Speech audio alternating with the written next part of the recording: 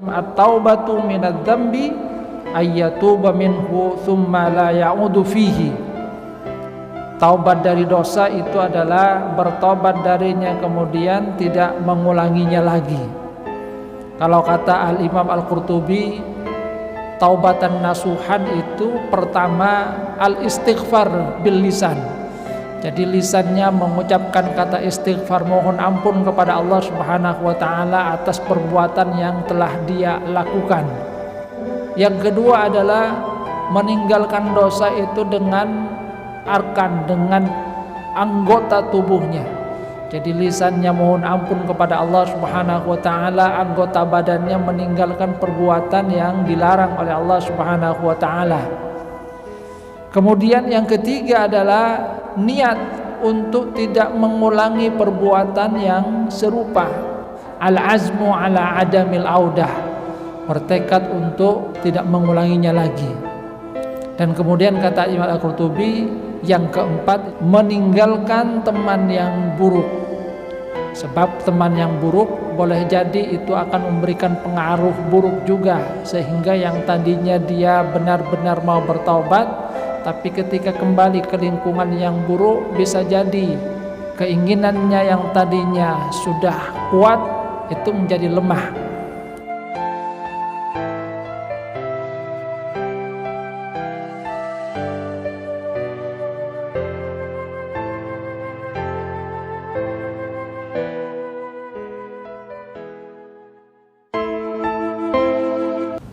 Assalamualaikum warahmatullahi wabarakatuh.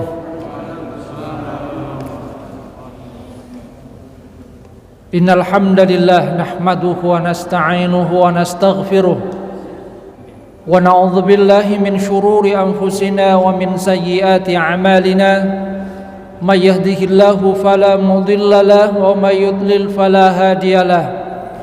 Ashhadu an la ilaha illallah wahdahu la syarika lah wa ashhadu anna Muhammadan abduhu wa rasuluhu la nabiyya ba'dah. Allahumma salli ala Muhammad wa ala ali Muhammad kama sallaita ala ali Ibrahim innaka Hamidum Majid. Allahumma barik ala Muhammad wa ala ali Muhammad kama barakta ala ali Ibrahim innaka Hamidum Majid. Rabbi shrah li sadri wa yassir li amri wahlul 'uqdatam min lisani yafqahu qawli, amma ba'du.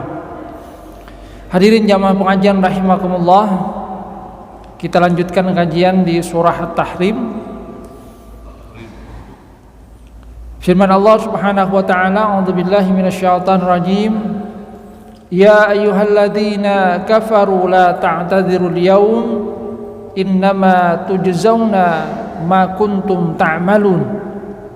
Wahai orang-orang kafir, janganlah kalian meminta uzur pada hari ini, karena sesungguhnya kalian itu dibalas sesuai dengan apa yang telah kalian lakukan dulu. Di ayat ini Allah Subhanahu wa taala memberikan peringatan kepada orang-orang kafir bahwa darul akhirah, kampung akhirat itu adalah darul jaza. Tidak ada tempat untuk uzur di sini, mengungkapkan minta maaf, karena sesungguhnya semua manusia itu dibalas oleh Allah Subhanahu wa taala itu sesuai dengan amal perbuatannya. Faman ya'mal mithqala dzarratin khairan yarah. Yang melakukan amal baik walaupun sebesar biji zarrah, maka dia akan mendapatkan balasannya, akan melihat. Wa may ya'mal mithqala dzarratin syarran yarah.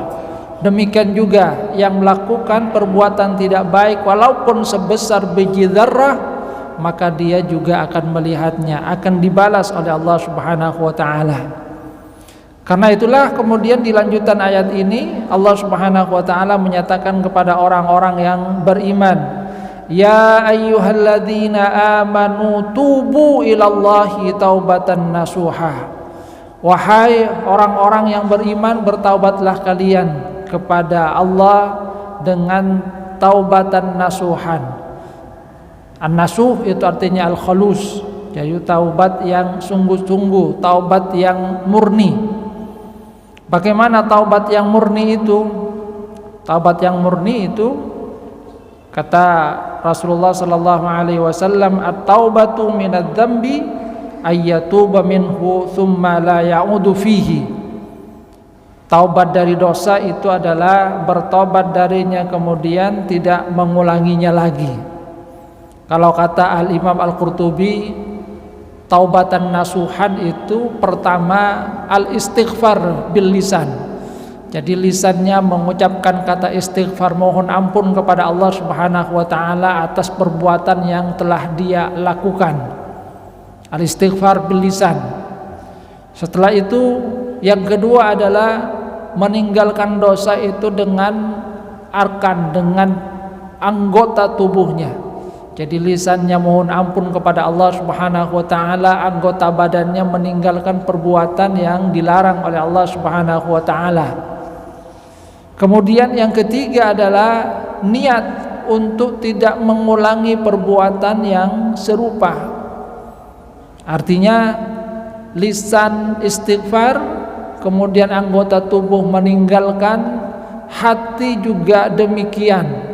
Hatinya tidak kemudian berharap untuk masih mengulanginya, tidak, bahkan bertekad al-azmu ala adamil audah, bertekad untuk tidak mengulanginya lagi. Dan kemudian kata Imam Al-Qurtubi, yang keempat itu beliau tambahkan meninggalkan teman yang buruk. Sebab teman yang buruk boleh jadi itu akan memberikan pengaruh buruk juga, sehingga yang tadinya dia benar-benar mau bertaubat, tapi ketika kembali ke lingkungan yang buruk, bisa jadi keinginannya yang tadinya sudah kuat itu menjadi lemah. Ini bisa kita ambil iktibar dalam sebuah hadis yang menceritakan tentang seorang pembunuh yang ingin bertaubat. Ada seorang yang membunuh 99 orang gitu. Dia kemudian bertanya kepada seorang alim, saya sudah membunuh 99 orang, apakah saya ini bisa diterima taubatnya oleh Allah? Nah, kata yang alim pertama, banyak sekali, sudah kamu tidak bisa diterima taubatnya. Mendengar bahwasanya dia tidak bisa diterima taubatnya, marah itu, dibunuh sekalian, genap 100 itu. Jadi 99, kemudian tambah lagi 100. Tapi setelah itu dia masih mempunyai keinginan untuk bertaubat, maka dia mendatangi alim yang lainnya. Dia katakan, saya sudah membunuh 100 orang. Kemudian apa yang dikatakan? Saya ingin bertaubat, apakah masih terbuka pintu taubat bagi saya? Maka kata alim yang kedua, ya, jangankan 100, lebih dari itu Allah Subhanahu wa taala tetap akan menerima taubat kamu. Cuma saya sarankan agar kamu meninggalkan tempat kamu. Jadi wilayah kamu itu adalah dipenuhi oleh orang-orang yang tidak baik. Saya khawatir bahwasanya kamu itu kalau kembali ke tempat kamu akan tergoda kembali untuk melakukan perbuatan tidak baik. Jadi yang diisyaratkan oleh Al-Imam Al-Qurtubi di sini sebagaimana yang tersirat dalam hadis itu. Di samping dia mengucapkan dengan lisan istighfar, kemudian meninggalkan dengan anggota badan, hati kemudian bertekad untuk tidak mengulanginya lagi, dia kemudian juga meninggalkan kawan-kawan yang buruk yang berpotensi untuk mengajaknya kembali ke jalan yang tidak baik. Itu yang dikatakan oleh Al-Imam Al-Qurtubi. Bagaimana pahala yang diberikan oleh Allah Subhanahu wa taala, janji yang diberikan oleh Allah Subhanahu wa taala kepada orang yang bertaubat? Karena di ayat sebelumnya ini kan membicarakan tentang orang-orang kafir, bahwa di hari kiamat itu sudah tidak ada lagi tempat untuk meminta maaf. Makanya Allah Subhanahu wa taala mendorong orang-orang yang beriman, ya ayyuhalladzina amanu tubu ilallahi taubatan nasuha. supaya bergegas untuk bertaubat selama waktu masih diberikan oleh Allah Subhanahu wa taala. Karena Allah Subhanahu wa taala sebagaimana yang disyaratkan oleh Rasulullah sallallahu alaihi wasallam, innallaha yaqbalu taubata 'abdin ma lam yugharghir. Allah itu masih menerima taubat seorang hamba selama ajal masih belum sampai ke kerongkongan, ke tenggorokan. Artinya Allah Subhanahu wa taala mengisyaratkan bersegeralah untuk bertaubat. Jangan seperti orang-orang kafir ini yang ketika di hari kiamat, di akhirat baru mereka menyesal atas perbuatan mereka. Mereka kemudian ingin untuk meminta maaf, bahkan sebagian kemudian menginginkan supaya dikembalikan ke dunia.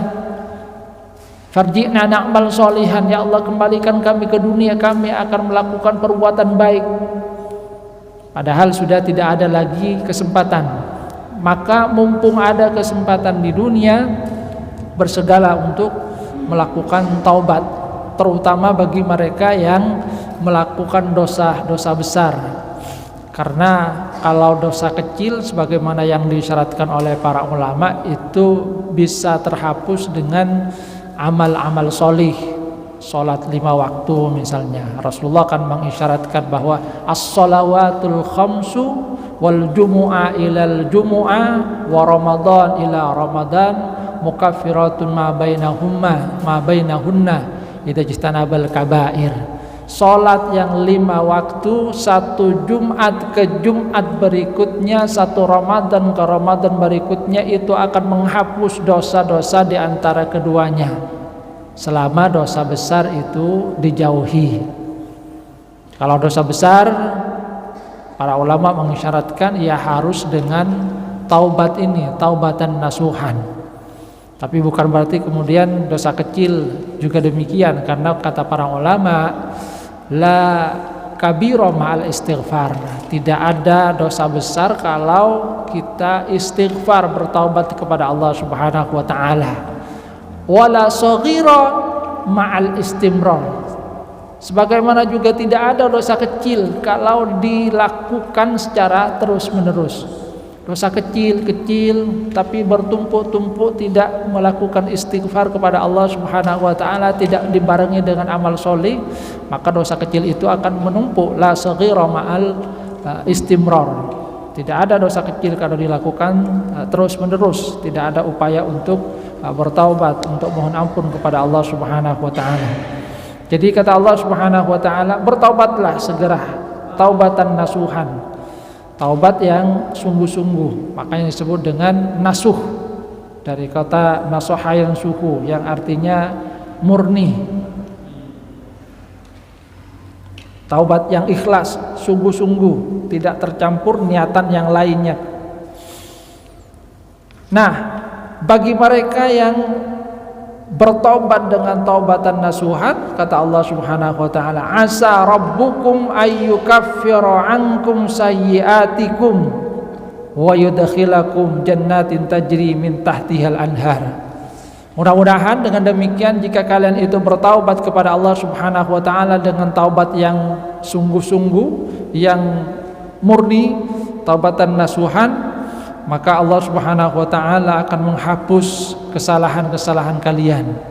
Jadi manakala seorang hamba itu bertaubat kepada Allah Subhanahu wa taala, Allah Subhanahu wa taala akan menghapus dosa-dosanya.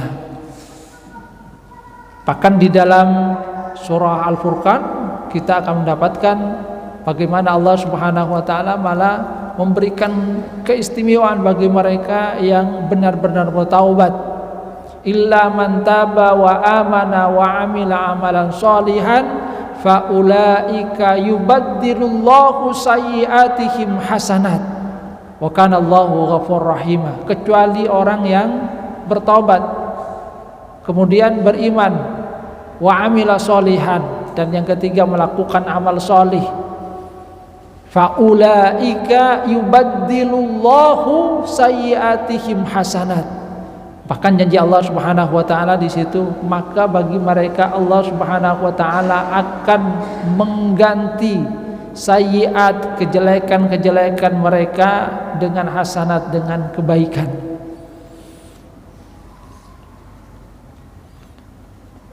Jadi Allah Subhanahu wa taala akan memberikan ampunan Kalau di dalam surah Al-Furqan, Allah Subhanahu wa taala menegaskan yang sungguh-sungguh bertaubat itu ditambahkan lagi di situ. Yaitu apa? Amila solihan. Jadi dia di samping bertaubat kemudian melakukan amal soleh. Jadi illa man taba wa amana wa amila amalan sholihan fa ulaika yubadilullahu sayyiatihim hasanat wa kana Allahu ghafurur rahima. Wa man taba wa amila sholihan fa ulaika yatubu ilallahi mataba. Siapa yang bertaubat, kata Allah Subhanahu wa taala, wa amila sholihan, dan setelah itu dia melakukan perbuatan baik, jadi mengganti apa yang dia lakukan dari perbuatan-perbuatan yang tidak baik dengan kebaikan, maka mereka itulah, kata Allah Subhanahu wa taala, faulaika yatubu ilallahi mataba. Mereka yang benar-benar bertaubat kepada Allah Subhanahu wa taala. Jadi isyaratnya kalau di dalam surah Al-Furqan, orang yang taubatnya yang sungguh-sungguh itu sesudah dia menyesal, kemudian istighfar kepada Allah Subhanahu wa taala, bertekad untuk tidak melakukan apa yang sudah dia lakukan berupa perbuatan yang tidak baik, yang kalau di dalam ayat sebelumnya itu adalah dosa-dosa besar seperti syirik, kemudian berzina dan membunuh. Kemudian dia bertobat, setelah bertobat dia melakukan amal soleh mengganti. Jadi mengganti perbuatan yang tidak baik tadi dengan kebaikan-kebaikan, maka itulah yang dikatakan oleh Allah Subhanahu wa taala, yatubu ilallahi matabah, yang benar-benar bertaubat kepada Allah Subhanahu wa taala, karena dia bukan hanya sekedar menyesali, akan tetapi berusaha untuk mengganti amalan-amalan yang tadinya tidak baik menjadi baik. Yang tadinya suka meninggalkan sholat, setelah bertobat dia kemudian rajin jamaah, rajin sholat 5 waktu, bahkan kemudian mungkin ditambah dengan amalan-amalan sholat sunnah yang lainnya. Ini namanya tabah wa amila sholihan. Setelah bertobat dia melakukan amal soleh. Yang tadinya suka korupsi, kemudian dia bertobat, dia tidak lagi melakukan korupsi, bahkan dia berusaha untuk mengganti dari apa yang dia usahakan, dia kemudian sedekahkan. Dia mengganti kesalahan-kesalahan yang dia lakukan dulu dengan amal baik. Maka inilah makna dari firman Allah Subhanahu wa taala, faulaika yubaddilullahu sayyiatihim hasanat. Kalau orang itu benar-benar bertaubat, itu Allah Subhanahu wa taala akan mengganti kesalahan-kesalahan mereka dengan kebaikan-kebaikan. Jadi yang tadinya tidak baik kemudian benar-benar berbuat baik. Dan inilah yang mungkin kita lihat dari sahabat-sahabat Rasulullah sallallahu alaihi wasallam yang awalnya tidak beriman. Wahsy misalnya, seorang yang melakukan pembunuhan terhadap paman Rasulullah sallallahu alaihi wasallam. Tapi setelah bertaubat, dia kemudian berjuang di dalam agama Islam. Mengganti. Dia kemudian yang kalau tidak salah membunuh Musailamah Al-Kadzab. Dia katakan, dulu saya membunuh seorang yang baik itu, tapi sekarang saya menggantinya dengan membunuh orang yang sangat jahat. Jadi diganti oleh Allah Subhanahu wa taala karena dia benar-benar bertaubat kepada Allah Subhanahu wa taala. Lihatlah sahabat-sahabat yang lain yang awalnya tidak beriman kepada Rasulullah sallallahu alaihi wasallam, setelah mereka beriman, mereka benar-benar berjuang di sisi Rasulullah sallallahu alaihi wasallam. Khalid bin Walid awalnya memerangi Rasulullah, bahkan menjadi panglima pada perang Uhud gitu, yang kemudian mengalahkan pasukan Rasulullah sallallahu alaihi wasallam. Tapi setelah beriman, beliau kemudian menjadi panglima dari Rasulullah sallallahu alaihi wasallam, bahkan mendapat julukan Saifullah, pedang Allah. Jadi mengganti yang tadinya berperang, melakukan hal-hal yang tidak baik melawan Rasulullah, ini malah kemudian berbalik menjadi pembela utama dari Rasulullah sallallahu alaihi wasallam. Yubaddilullahu sayyi'atihim hasanat. Itu kalau sungguh-sungguh, maka Allah Subhanahu wa taala akan memberikan karunia kepada dirinya yang tadinya melakukan tidak baik, kemudian tergerak hatinya untuk melakukan hal yang sebaliknya, kebaikan demi kebaikan. Yang bertaubat kemudian melakukan amal solih, mereka itulah yang sungguh-sungguh bertaubat kepada Allah Subhanahu wa taala. Asallah ayyukaffiru ankum sayyi'atikum. Kemudian yang kedua, kata Allah Subhanahu wa taala, wa yudkhilakum jannatin tajri min tahtihal anhar. Dan Allah akan memasukkan kalian ke surga, kebun-kebun yang mengalir air di bawahnya. Kalau seorang itu benar-benar bertaubat, maka pahala yang nanti dia dapatkan di akhirat adalah Allah Subhanahu wa taala memasukkannya ke surga. Karena seorang yang benar-benar bertaubat itu seakan-akan orang yang tidak punya dosa lagi. At-taibu minadz-dzambi kaman la dzambalahu. Orang yang bertaubat dari dosa itu seperti halnya orang yang tidak punya dosa lagi. Sebagaimana yang dikatakan di dalam hadis sahih, al-islamu yajubbu ma qablahu. Islam itu akan menghapus, menutup apa yang sebelumnya. Orang-orang yang tadinya tidak beriman kepada Rasulullah SAW, ketika mereka masuk Islam, maka dosa-dosa mereka sebelum masuk Islam itu dihapus oleh Allah Subhanahu wa taala, diampuni oleh Allah Subhanahu wa taala. Wat taubatu tajubbu ma qablaha. Demikian juga taubat. Taubat itu akan menutup, akan menghapus dosa-dosa yang dilakukan sebelum dia bertaubat. Kalau taubatnya sungguh-sungguh, bukan seperti yang dikatakan oleh almarhum Zainuddin MZ, ada yang disebut dengan taubat sambel. Taubat sambel, pedes, lambuah. Tapi kalau kunna udah rocok, masih nyaman boleh. Yang dia melakukan, kemudian terbetik mau berhenti, tapi besoknya diulangi lagi. Ini bukan taubatan nasuhan, bukan taubat yang sungguh-sungguh. Taubat yang sungguh-sungguh itu adalah mengganti perbuatan yang tidak baiknya dengan kebaikan.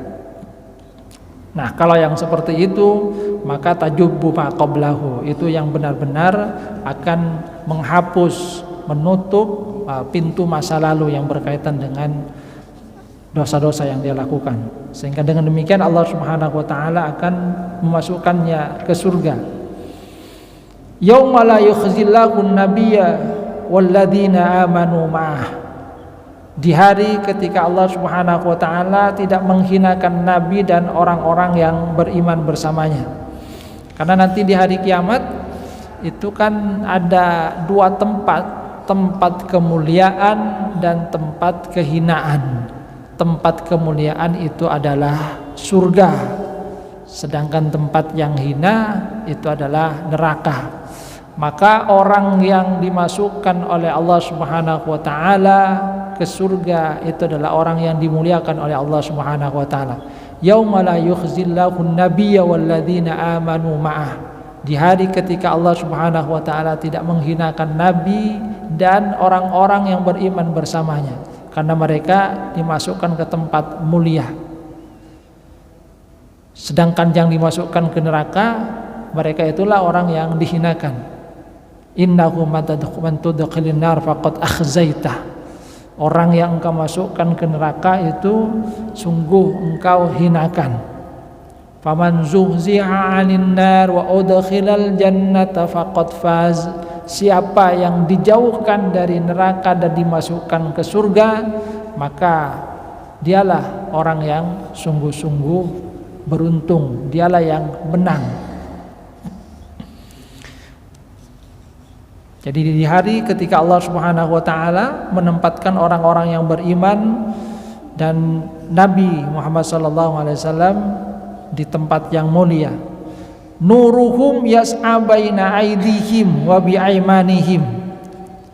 Cahaya mereka itu yas'a baina aidihim, memancar di depan mereka, wa bi'aimanihim, dan di kanan mereka.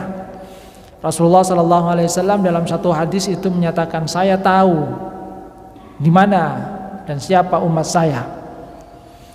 Jadi dalam hadis yang cukup panjang, Rasulullah sallallahu alaihi wasallam itu menyatakan, ana awwalu man yu'dzana lahu fis sujud yaumil qiyamah. Sayalah orang yang pertama kali diizinkan untuk bersujud di hari kiamat. Pada saat penantian panjang itu, orang-orang semuanya itu gelisah. Mereka akan datang kepada Nabi Adam, mohon agar segera untuk diadakan hisab. Datang kepada Nabi Adam, tapi Nabi Adam tidak bisa. Kepada Nabi Nuh, kepada Nabi Ibrahim, kepada Nabi Musa, Nabi Isa, sampai kemudian Nabi Muhammad sallallahu alaihi wasallam. Nabi Muhammad kemudian bersujud kepada Allah Subhanahu wa taala. Dan kemudian disitulah Allah Subhanahu wa taala mengabulkan apa yang diminta oleh Rasulullah sallallahu alaihi wasallam. Makanya Rasulullah menyatakan, ana awwalu man yu'dzana lahu fis sujud yaumil qiyamah. Wa awwalu man yu'dzana lahu yurfa'u ra'suhu. Dan saya juga yang pertama kali diizinkan untuk mengangkat kepala. Makanya kemudian Allah Subhanahu wa taala berfirman kepada Rasulullah, irfa' ra'saka fa'anzuru baina yadayya fa'arifu ummati min bainal umam. Kata Rasulullah sallallahu alaihi wasallam, maka saya melihat di depan saya dan saya tahu siapa umatku. Jadi Rasulullah sallallahu alaihi wasallam itu mengetahui umatnya, karena nanti ada tanda khusus dari umat dari Rasulullah sallallahu alaihi wasallam. Wa anzuru ayyamini fa'arifu ummati min bainil umam. Saya juga lihat ke sebelah kanan dan saya tahu umatku di antara umat-umat yang lainnya. Wa anzuru an shimali, saya lihat ke kiri, fa'arifu ummati min bainil umam. Saya juga tahu siapa umatku di antara umat-umat yang lain. Maka kemudian ada yang bertanya kepada Rasulullah sallallahu alaihi wasallam, penasaran bagaimana Rasulullah itu bisa mengetahui umatnya di antara umat-umat yang lain, umat-umat Nabi yang lainnya. Karena pada saat itu kan semua manusia mulai dari Nabi Adam sampai akhir zaman itu, yang jumlahnya berapa itu? Miliaran mungkin ya. Tapi Rasulullah mengetahui, sehingga penasaran. Ada yang bertanya, ya Rasulullah, ya Rasul, wa kaifa ta'rifu ummataka min bainil umam? Bagaimana engkau bisa mengetahui umat engkau di antara umat-umat yang lainnya? Padahal mereka kan semua sama-sama manusia. Tapi kok bisa ketahuan? Maka kemudian Rasulullah sallallahu alaihi wasallam menyatakan, ghurrun muhajjalun min atharit tahur. Jadi kata Rasulullah sallallahu alaihi wasallam bahwa yang menjadikan Rasulullah sallallahu alaihi wasallam itu mengetahui umatnya di antara umat-umat yang lainnya adalah ghurrun muhajjalun min atharit tuhur, bahwa nanti ada bagian yang bercahaya dari kita umat Rasulullah sallallahu alaihi wasallam dari bekas tuhur, anggota wudhu kita itu. Anggota wudhu kita itu kan nanti akan bercahaya. Makanya Rasulullah sallallahu alaihi wasallam itu memberikan ya pesan juga, kalau bisa dipanjangkan silakan panjangkan. Tangan kan sampai siku biasanya itu kan. Kalau mau dipanjangkan silakan sampai sini itu, karena nanti cahayanya tambah panjang juga itu. Kaki misalnya, kaki itu wajibnya kan sampai mata kaki. Tapi kan bisa kemudian dipanjangkan, silakan. Mau dibasuh sampai betis atau sampai lutut, nanti juga akan menjadi cahayanya itu akan memanjang. Itu batas minimal saja. Jadi batas minimal kalau mau dipanjangkan Siapa yang bisa memanjangkan, falyutil, kata Rasulullah SAW. Yang mampu memanjangkan silakan panjangkan itu. Cahaya yang nanti akan diberikan oleh Allah Subhanahu wa taala. Ghurun muhajjalun min athari tuhur. Wala yakunu ahadun minal umam kadzalika ghairuhum, dan tidak ada umat yang lain yang bercahaya seperti halnya umatku. Demikian juga wa'arifukum annahum yu'tauna kutubahum bi'imanihim wa'arifukum bisimahum fi wujuhihim min atharis sujud. Saya juga mengetahui dari mereka yang diberikan kitabnya dengan tangan kanan mereka, dan juga saya mengetahui mereka min atharis sujud, dari bekas sujud. Jadi dari sujud kita, kemudian Rasulullah SAW juga mengetahui, oh ini umatku. Artinya memang salah satu hal yang sangat ditekankan oleh Rasulullah SAW adalah untuk memperbanyak sujud. Makanya kalau tidak salah sahabat Rasulullah SAW, Rabi'ah, kan pernah diberikan permintaan oleh Rasulullah. Satu waktu Rabi'ah itu melayani Rasulullah SAW. Ya, mengambilkan air wudhu. Setelah itu kata Rasulullah, sal, silahkan kamu minta. Kamu mau minta apa? Permintaan silahkan, terserah kamu. Apakah minta dunia? Ternyata tidak minta jabatan, tidak minta kemudian harta yang banyak itu. Apa yang diminta oleh sahabat tersebut? Beliau hanya berkata, as'aluka murafataka fil jannah. Saya minta supaya saya bisa bersama engkau di surga. Kemudian kata Rasulullah, aw ghairu dzalik, tidak ada yang lain, hanya itu. Kata Rabi'ah, huwa dzaka, enggak, hanya itu ya Rasul. Saya hanya ingin bersama dengan engkau di surga. Karena yang lainnya tidak menarik hati bagi Rabi'ah. Dia menarik hati, ya ingin bersama dengan Rasulullah SAW di surga. Karena kalau bersama dengan Rasulullah SAW di surga, pasti kan surganya adalah yang paling tinggi itu, yang paling mewah. Karena Rasulullah SAW tidak mungkin di surga yang bawah. Kalau bersama dengan Rasulullah, ya kalau tempat itu tempatnya VVIP itu kan mesti. Kalau bersama dengan pembesar pasti VVIP. Tidak mungkin kemudian pembesar kemudian tempatnya di belakang, pasti VVIP. Maka kemudian apa yang dikatakan oleh Rasulullah SAW kepada sahabat Rabi'ah, beliau kemudian katakan, fa'a'inni ala nafsika bikasratis sujud. Kalau begitu bantu saya juga supaya bisa mewujudkan keinginanmu dengan memperbanyak sujud. Jadi Rasulullah meminta sahabat tersebut untuk membantu mewujudkan keinginannya agar bisa bersama dengan Rasulullah SAW dengan memperbanyak sujud. Jadi kata Rasulullah itu wa'arifukum bisimakum fi wujuhikum min atharis sujud. Dan itu memang ada di dalam Al-Quran itu.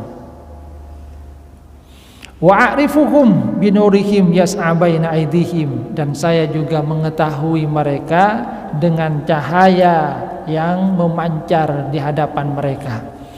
Jadi nanti orang-orang yang beriman itu akan diberikan oleh Allah Subhanahu wa taala karunia cahaya, yang dengan cahaya itu mereka bisa melangkah dengan baik menuju surga. Yang orang-orang munafik itu sangat iri.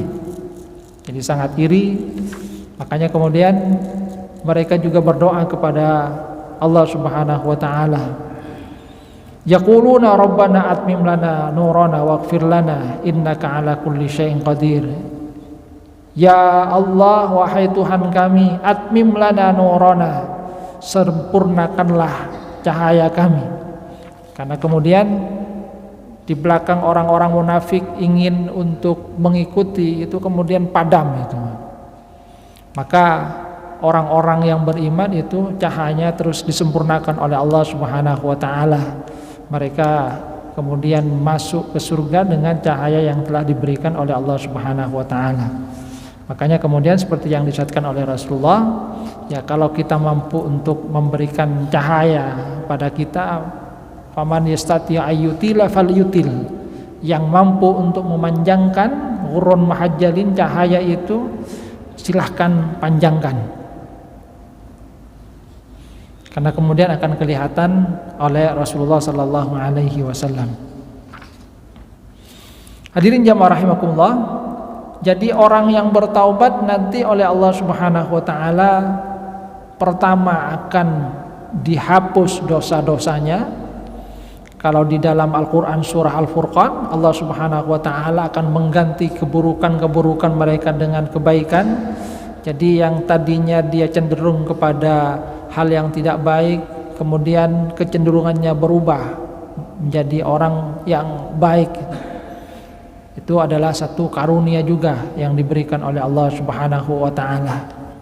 Kemudian akan dimasukkan ke surga, dan supaya mereka itu mudah masuk ke surga, Allah Subhanahu wa taala memberikan karunia berupa cahaya di depan mereka, yas'a baina aydihim wa bi'aimanihim.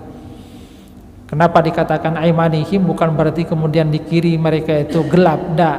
Karena mereka itu menerima kitab dengan tangan kanan mereka, sehingga kemudian kelihatan bahwasanya mereka itu sebagaimana yang disyaratkan oleh Rasulullah SAW. Saya tahu umatku dari bagaimana mereka menerima kitab mereka dengan tangan kanannya.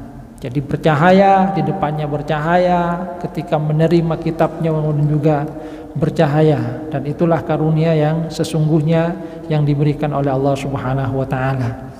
Makanya kemudian dalam lanjutan ayat itu Allah Subhanahu wa taala menyatakan, ya ayyuhan nabi jahidil kuffara wal munafiqina waghlud alaihim wa ma'wahum jahannam wa bi'sal masir. Supaya Rasulullah sallallahu alaihi wasallam itu berjuang untuk melawan orang-orang kafir dan orang-orang munafik juga, bersikap keras kepada mereka. Supaya apa? Supaya pengaruh-pengaruh yang tidak baik itu hilang. Jadi sesungguhnya yang diinginkan dari memerangi mereka adalah supaya cahaya Allah Subhanahu wa taala itu tegak di atas muka bumi. Wa ma'wahum jahannam wa bi'sal masir. Tempat mereka itu adalah jahannam, dan itulah seburuk-buruk tempat kembali.